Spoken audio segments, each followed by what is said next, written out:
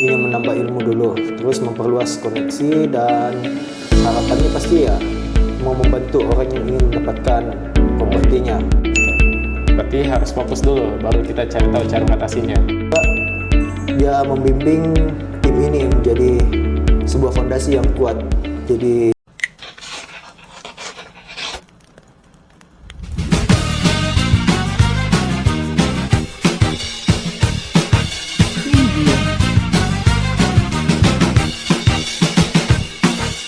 Halo, kembali lagi bareng saya Ais. Kali ini kita kedatangan Pak Julius. halo. Untuk sesi kali ini di acara session sharing kita akan mengulik kisah perjalanan Pak Julius selama berada di bidang properti. Baik Pak Julius, kenapa Bapak Julius itu pilih di bidang properti? Kenapa saya masuk di properti? Ya karena saya melihat ada potensi di bidang properti. Terutama saat ini lagi banyak juga proses pengembangan di sektor properti. Berarti pengalaman sebelum masuk di bidang properti itu apa saja Pak Julius?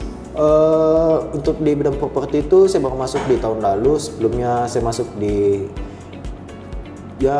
pekerjaan lepas ya, bisa dibilang seperti menjual online, asuransi dan lain-lain. Oh, berarti belum ada pengalaman sama sekali ya di bidang properti.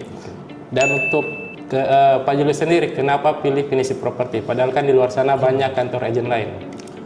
Kenapa di Pinisi? Ya karena pertama itu saya melihat saat itu banyak spanduk-spanduk dari Pinisi dengan ada beberapa broker lain. Namun saya coba untuk di Pinisi duluan. Oke.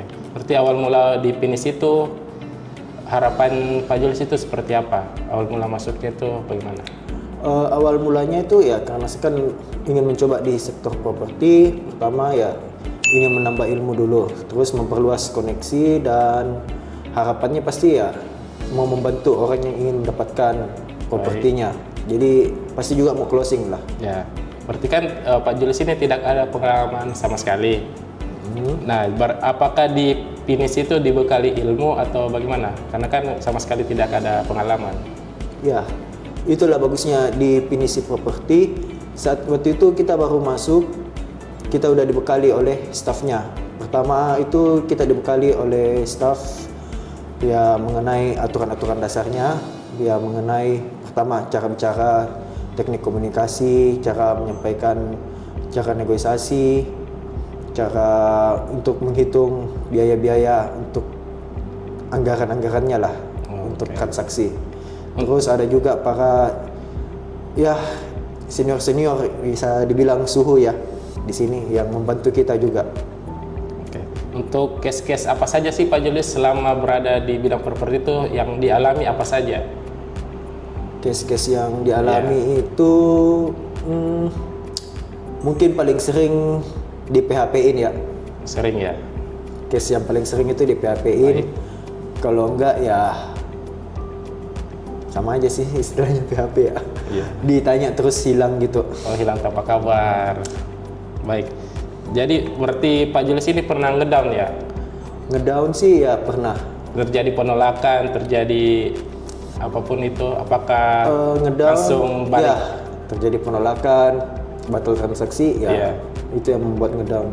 Terus cara Pak Julius cara mengatasinya bagaimana Pak? Cara untuk mengatasinya itu ya tetap fokus ya. Tetap fokus dan mencari cara bagaimana solusi untuk mengatasinya. Oke.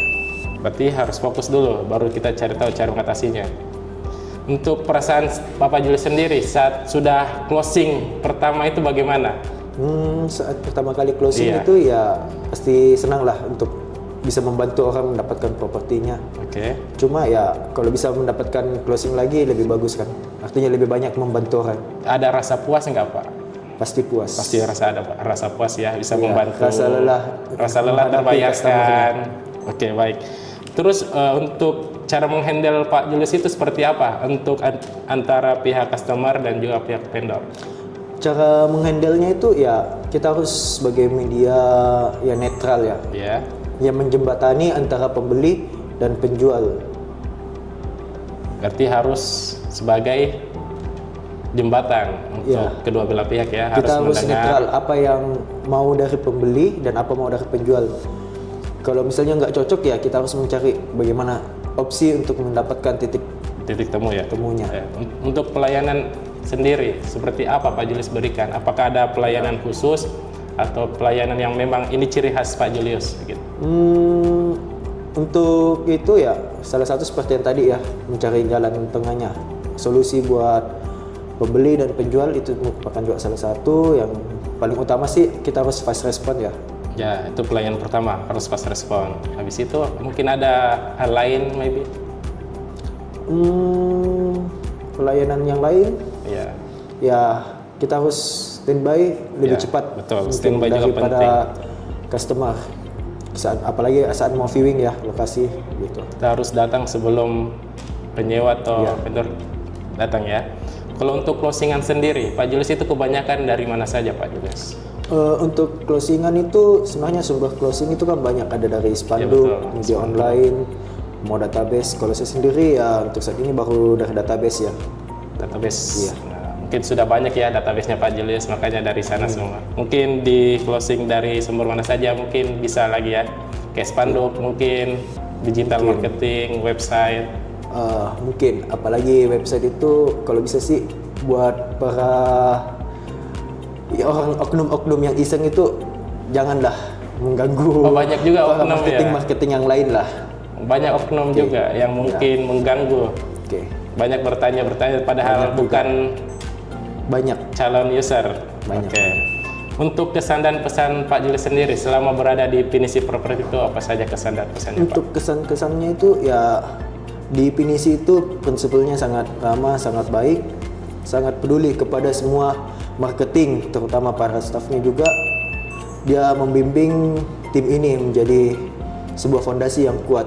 Jadi gimana ya? Kita dibekali gitu di dalamnya. Jadi nggak ada istilah kayak nggak dibekalin atau dilepas. Berarti begitu saja. orang yang baru mulai masuk di bidang properti juga tidak perlu khawatir karena di Pinisi sudah diajarkan bagaimana awal dasarnya. awal dasar dan sampai kita closing. Betul Pak Julius? Betul.